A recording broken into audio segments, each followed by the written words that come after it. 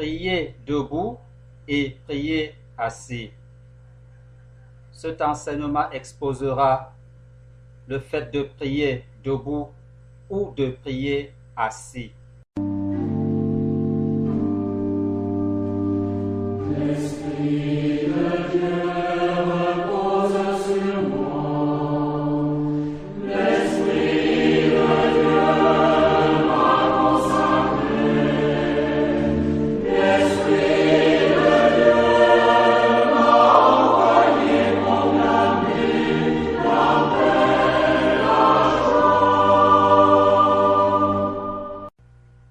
Les positions de prière dans la Bible.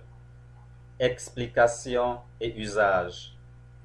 Cet enseignement va porter sur les positions de prière dans la Bible. Nous allons les expliquer et essayer de voir leur usage pour nous chrétiens d'aujourd'hui. Après avoir exposé dans des enseignements précédents l'importance des positions de prière et que j'ai établi de par la parole de Dieu que les positions de prière ne sont importantes que si elles sont le reflet de notre âme et de notre esprit devant Dieu. Car la chose la plus importante que Dieu attend du chrétien, c'est son cœur, c'est son esprit. Dieu veut que le chrétien lui appartienne corps, âme et esprit tout entier. Et non que nos paroles ne soient pas en conformité avec notre cœur. Parce que Jésus a reproché aux gens de prier de par la bouche, d'avoir des attitudes du corps alors que leur cœur est loin de Dieu. Plusieurs positions de prière sont représentées dans la Bible. Je vais essayer d'en parcourir certaines, pas toutes, mais certaines que j'ai trouvées utiles pour notre enseignement, pour montrer qu'il y a beaucoup de façons de prier. On peut adopter plusieurs positions pour prier et Dieu écoute toutes les prières, quelle que soit la position de la prière, parce que ce que Dieu veut, c'est l'âme de quelqu'un. Dans la parole de Dieu, dans la Bible, nous voyons des prières qui sont faites debout. On peut effectivement se mettre debout, prier debout, étant incliné ou pas, et la prière sera agréable à Dieu si notre cœur est à Dieu, si nous sommes enfants de Dieu. Voici ce qui est écrit dans Marc, au chapitre 11, verset 25. Et lorsque vous êtes debout, faisant votre prière, si vous avez quelque chose contre quelqu'un, pardonnez, afin que votre Père qui est dans les cieux vous pardonne aussi vos offenses. L'on peut prier debout respectueusement, la tête droite ou inclinée, le corps droit ou incliné. Cette position peut signifier une profonde humilité, une révérence et l'honneur rendu à Dieu. Lorsqu'on se met debout, ce n'est pas toujours un manque de respect. Tout dépend des dispositions du cœur, je le redis encore. C'est Jésus qui dit ici, qui donne un conseil pour la prière. Dans Marc chapitre 11, verset 25, c'est Jésus lui-même qui parle. Et il parle de la prière debout. Lorsque Jésus le dit, il établit donc que prier en étant debout devant Dieu n'est pas manquer de respect à Dieu. Ce n'est pas faire une mauvaise prière. Parce que la suite du verset va nous dire ce qui est le fond de la prière. Et lorsque vous êtes debout, faisant votre prière.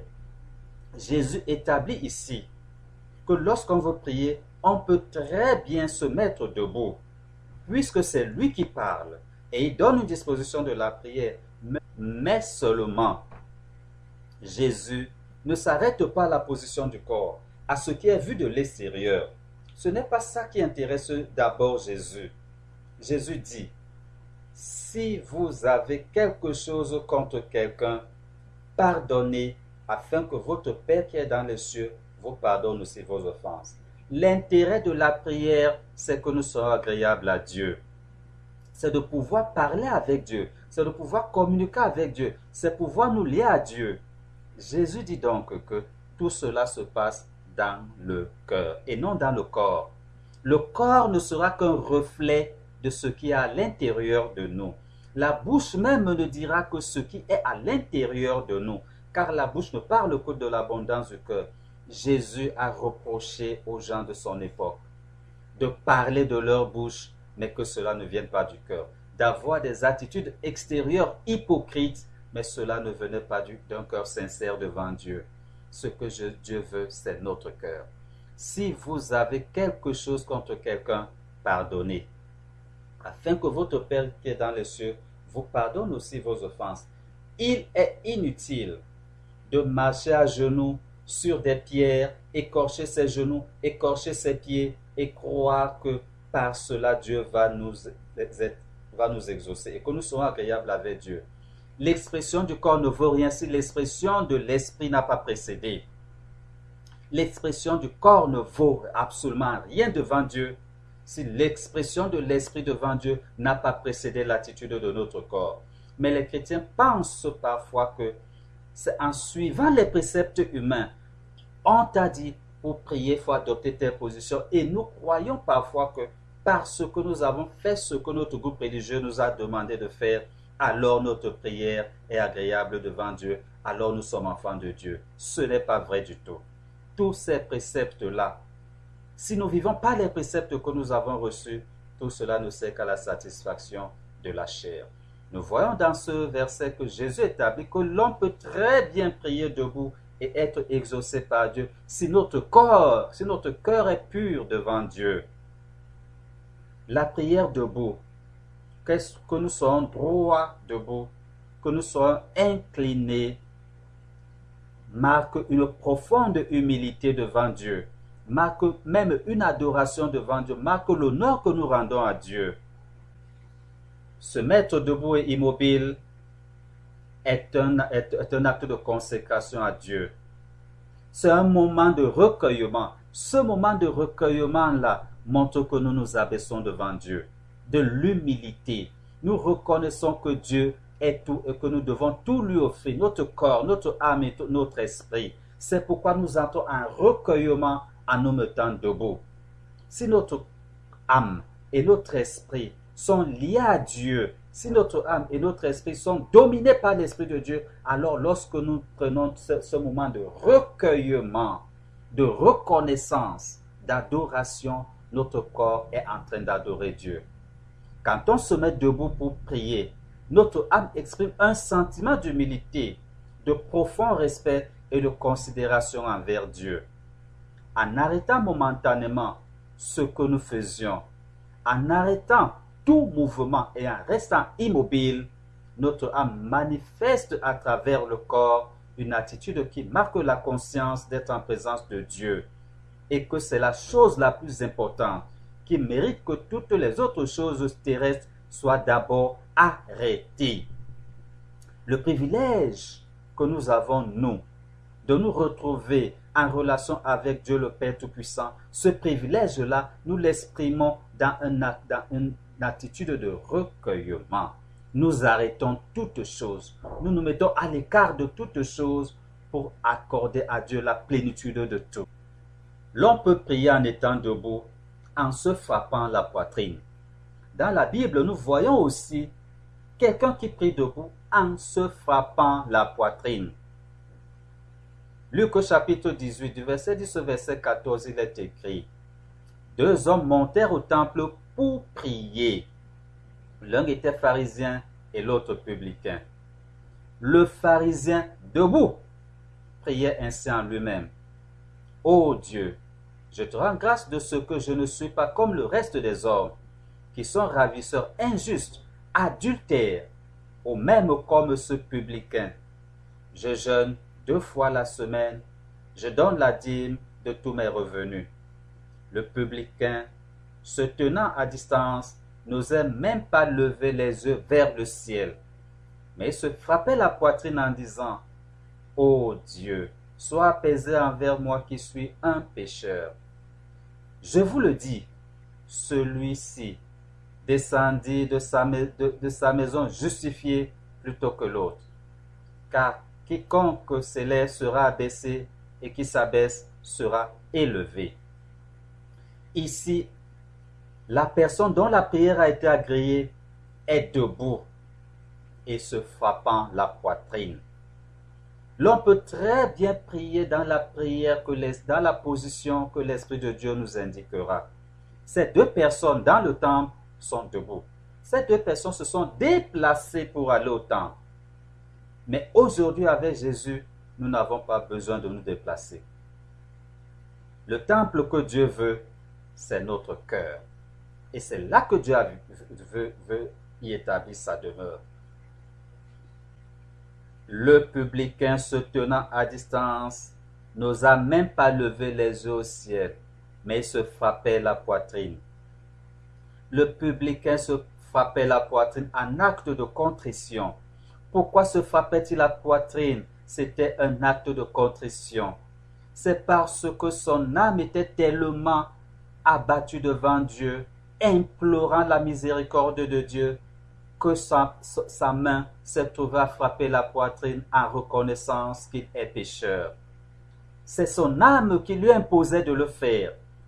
Il n'a pas prévu de le faire. C'est parce que son corps était tellement lié à son âme et à son esprit, ainsi affligé d'avoir offensé Dieu, qu'il s'est mis à battre sa coulpe, à se frapper le cœur, à se frapper la poitrine en reconnaissance de ce qu'il est un pécheur et qu'il implore la miséricorde de Dieu. Oui, et lui, il a été exaucé par Dieu parce que son esprit et son âme suppliaient cela de Dieu et le faisaient dans de bonnes dispositions, d'humilité, de reconnaissance de son aspect d'être pécheur. Mais par contre, l'autre personne, dans la même position, était debout. Mais son âme ne l'a pas entraîné à s'humilier devant Dieu parce que les dispositions de son cœur étaient mauvaises. Il se prenait pour meilleur que les autres. Les dispositions de son cœur étaient mauvaises. Il jugeait les autres. Les dispositions de son cœur étaient mauvaises. Il pensait que lui, il était meilleur que les autres. Les dispositions de son cœur étaient mauvaises. Et il jugeait les autres de ravisseurs, d'injustes, d'adultères, de publicains, cela veut dire voleurs. Il n'avait pas de bonne disposition devant Dieu. Et pourtant, il était debout, imbu de lui-même, et il se disait que sa prière est une prière juste et agréable devant Dieu. Pas comme celle de celui-là qui se bat la poitrine, qui s'humilie devant Dieu, qui reconnaît qu'il est pécheur. C'est pourquoi je le redis, il n'y a pas de position favorable pour prier, ni de position défavorable pour prier. La position de notre corps ou les paroles de notre bouche doivent être le reflet de notre âme devant Dieu. Nous devons chercher à être enfants de Dieu. Est-il bon de prier assis? Voici une position de prière qui ne fait pas toujours l'unanimité entre les chrétiens. Est-ce qu'il est bon de prier assis? Le chrétien ne doit pas répondre de lui-même. Lorsqu'il étudie la parole de Dieu, lorsqu'il la médite, il doit se laisser conduire par Dieu lui-même. Qu'est-ce que Dieu dit? Qu'est-ce que Dieu nous dit? Est-ce qu'on peut être parfaitement en relation avec Dieu? Est-ce que nous pouvons être agréables à Dieu en nous adressant à lui étant assis? Est-ce qu'on peut faire quelque chose de Dieu en étant assis? Mais ce n'est pas moi qui vais répondre, ni même un livre qui va répondre, ni même quelque chose que quelqu'un a dit qui va répondre. C'est la parole de Dieu qui répond aux enfants de Dieu. Car nous sommes tous en train de demander à Dieu, qu'est-ce que tu nous dis? Que devons-nous faire? Est-ce que prier assis t'est agréable ou ne t'est pas agréable? Lisons ce que dit Néhémie au chapitre 1 du verset 4, verset 5. Il est écrit: Lorsque j'ai entendu ces choses, je m'assis, je pleurai, et je fus plusieurs jours dans la désolation. Je jeûnai et je priai devant le Dieu des cieux, et je dis: Ô éternel Dieu des cieux, Dieu grand et redoutable, toi qui gardes ton alliance et qui fais miséricorde à ceux qui t'aiment et observent tes commandements. Néhémie dit ici que quand il a entendu ces choses, Néhémie ne dit pas qu'il a couru au temple pour se mettre debout. Néhémie ne dit pas qu'il s'est mis à genoux. Néhémie dit: je m'assis et je pleurai. Son âme était tellement affligée, il était abattu au point où il s'est assis et il s'est mis à pleurer. En s'asseyant et en pleurant, il n'était pas orgueilleux devant Dieu, il n'était pas irrespectueux devant Dieu. Il ne manquait même pas de foi. Il n'était même pas devenu anathème devant Dieu. Mais son âme et son esprit étaient abattus. Il s'est assis. Il s'est humilié devant Dieu. Il a pleuré. Lorsque le chrétien prie, il ne doit pas faire comme certains enseignent. Tu dois présenter ton âme telle qu'elle est devant Dieu parce qu'il la connaît déjà. Si ton âme est en pleurs, laisse tes larmes couler. Si ton âme est en pleurs, laisse ton âme être abattue devant Dieu car c'est lui seul qui peut te relever. Si même tes genoux n'arrivent pas à soutenir ton corps, assois-toi devant Dieu. Ce qui est important, c'est le respect intérieur et l'humilité intérieure que tu as devant Dieu.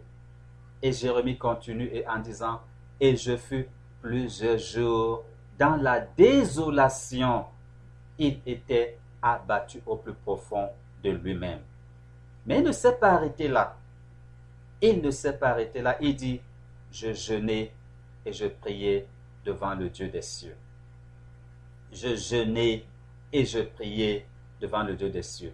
Ces deux dispositions imposées par Dieu lui-même lorsque nous le cherchons. Le jeûne et la prière sont deux choses qui vont ensemble lorsque le chrétien cherche Dieu. Jeûner et prier. Jeûner et prier. Ce sont des dispositions qui sont écrites dans la parole de Dieu et elles nous sont rappelées ici à travers Néhémie. Je jeûnais et je priais. C'est la parole de Dieu qui le dit. Mais qu'est-ce que Jérémie dit avant? Il dit qu'il s'est assis et il a pleuré. Et il fut plusieurs jours dans la désolation. Le chrétien doit savoir être patient dans la prière. La prière n'est pas un ordre à Dieu. Ce n'est pas parce que tu as jeûné, ce n'est pas parce que tu as prié que Dieu doit automatiquement, à cet instant, faire ce que tu lui demandes. Le chrétien doit être patient. Et lorsque le chrétien se rabaisse devant Dieu, il doit laisser son esprit être conduit par l'Esprit de Dieu. Si, parce que ton âme est affligée, le Saint-Esprit te dit assois-toi, tu t'assois. Si le Saint-Esprit touche ton âme et fait monter des larmes à tes yeux, laisse tes larmes couler parce que dans la joie comme dans la peine, nous sommes à Christ. Dans la joie comme dans la peine, nous devons rechercher à être à Christ sans l'offenser. Nous avons vu Daniel prier dans des moments difficiles. Nous avons vu Job prier dans des moments difficiles. Mais la chose la plus importante que tous les serviteurs de Dieu font, c'est que dans leur affliction, ils s'en remettent entièrement à Dieu et qu'ils n'offensent pas Dieu. Est-ce qu'il est donc bon de prier assis? Oui, il est bon de prier assis, mais pas par paresse. C'est notre âme et notre esprit qui vont nous conduire à nous asseoir. Ce n'est pas la paresse de prendre quelques instants pour se mettre debout devant Dieu ou de se mettre à genoux devant Dieu. Mais toute attitude de l'extérieur doit venir de l'intérieur. Et que nous ne tombions pas sous la parole de Jésus qui a traité les hommes d'hypocrites. Ce peuple m'honore des lèvres, mais son cœur est loin de moi. Jésus a traité d'hypocrites les scribes et les pharisiens qui se mettaient debout dans les carrefours pour qu'on les voie prier. Jésus dit, ce n'est pas cela. C'est d'abord votre âme que le Seigneur cherche. Alors si votre cœur est en Dieu et fait la volonté de Dieu, tout ce que votre corps fera viendra de l'Esprit de Dieu. Dans Exode chapitre 17, verset 12, il est écrit, « Les mains de Moïse étant fatiguées, ils prirent une prière qu'ils placèrent sur lui, et il s'assit dessus. Aaron et Hur soutenaient ses mains, l'un d'un côté, l'autre de l'autre, et ses mains restèrent fermes jusqu'au coucher du soleil. Et Josué vaincut Amalek et son peuple au tranchant de l'épée. » Ici, nous voyons Moïse en train de prier. Le peuple de Dieu est en guerre contre les Amalécites. Ils sont en guerre et la guerre fait rage. La guerre est terrible. Moïse, lui, Il a passé l'âge de faire la guerre. Il est l'homme de Dieu.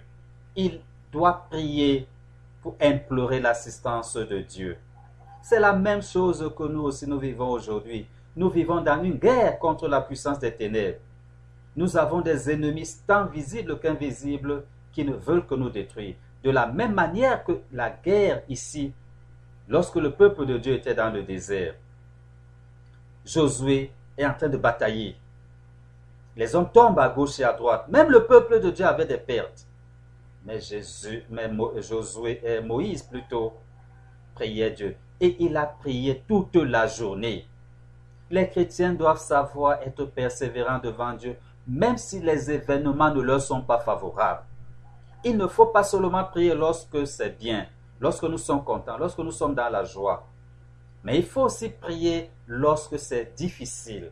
Lorsque la guerre semble prendre le dessus, nous devons continuer à prier et faire confiance à Dieu. Est-ce qu'on peut prier? Moïse commence la prière seul étant debout.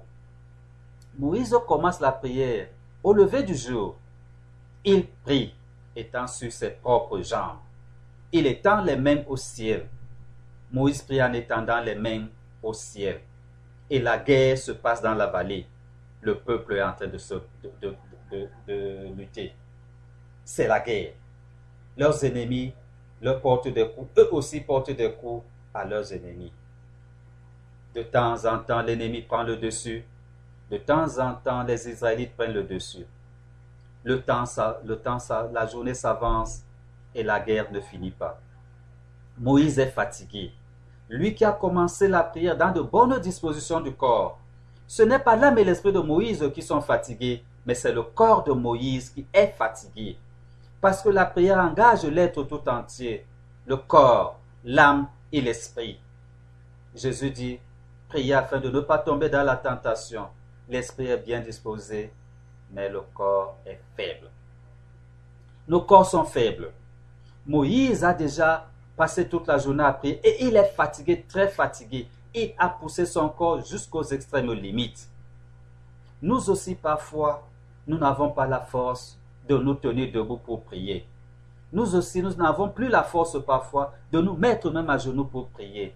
Mais laissons notre corps adopter la position la meilleure que Dieu lui-même voudra que nous ayons en ce moment parce que notre corps est fatigué. Lorsque quelqu'un est fatigué, qu'il ne force plus. Le Saint-Esprit lui-même à tout instant t'indique la position que tu dois adopter. Et cette position est agréable à Dieu. Il n'y a pas une position désagréable à Dieu tant que cette position vient de Dieu. Moïse est fatigué. Nous devons admettre que le corps a ses limites. Même si l'esprit et l'âme veulent continuer à prier dans telle position, le corps a ses limites. C'est Dieu qui l'a déterminé ainsi. Et en ce moment, Moïse et ceux qui sont avec lui ont constaté que tant que les mains de Moïse étaient étendues vers le ciel, le peuple de Dieu avait le dessus dans la bataille. Mais quand les mains de Moïse s'affaiblissaient et baissaient, l'ennemi avait l'avantage. Alors qu'est-ce qu'ils ont fait? Ils prirent une pierre et la placèrent sous Moïse, et Moïse s'assit dessus. Ils prirent une pierre qu'ils placèrent sous Moïse, et Moïse s'assit sous cette pierre. Parce qu'il devait continuer à prier. Le corps est déjà fatigué, mais il doit continuer à prier. Et l'Esprit de Dieu leur ordonne, leur a inspiré. L'Esprit de Dieu leur a inspiré que pour que Moïse puisse continuer à prier, faites-le asseoir. Faites-le asseoir. Parce qu'il faut qu'il continue à prier. Même étant assis, sa prière est agréable. Même étant assis, la prière de Moïse est agréable. Mais pourquoi la prière de Moïse est agréable? Parce que l'âme et l'esprit de Moïse sont agréables à Dieu. C'est ce que Dieu cherche d'abord. Et la prière et la position du corps ne sera pas importante. Lorsque l'âme et l'esprit de Moïse sont soumis à Dieu, c'est le plus important. Et maintenant, Dieu se sert donc du corps quand il le veut et comme il le veut. Dieu a voulu passer un message aux autres au travers du corps de Moïse. Que lorsque les mains de Moïse sont étendues, le peuple a le dessus. Et lorsque les mains de Moïse sont abattues et baissent, le peuple a le dessous. Ils l'ont constaté en analysant le résultat de la prière de Moïse sur le terrain. Et qu'est-ce qu'ils ont fait? Pour que les mains de Moïse restent étendues, ils ont mis une pierre sur Moïse pour qu'il s'asseye dessus. Ce n'est pas le fait que Moïse soit debout qui donnait la victoire au peuple, mais c'est le fait que les mains de Moïse soient étendues. Nous voyons ici là que c'est Dieu qui décide. C'est Dieu qui décide à tout instant de la position de prière qu'il souhaiterait que nous adoptions. Ce n'est pas à nous de dire tant que Moïse est debout, alors Dieu doit faire ceci. Dieu lui a décidé dans cette circonstance que c'est les mains étendues de Moïse qui donneraient le dessus au peuple. Aaron et Hur soutenaient les mains de Moïse. Chacun s'est mis d'un côté et de l'autre parce que Moïse est monté sur la montagne avec Aaron et Hur. Alors Aaron et Hur, pour que les mains de Moïse restent étendues, chacun a soutenu l'un d'un côté et l'autre de l'autre. Et les mains de Moïse sont restées ainsi jusqu'au coucher du soleil. Et la parole de Dieu dit, « Et Josué vainquit Amalek et son peuple au tranchant de l'épée. » Tout homme a besoin, il arrive parfois à tout homme d'avoir besoin d'autres pour qu'il puisse continuer à prier.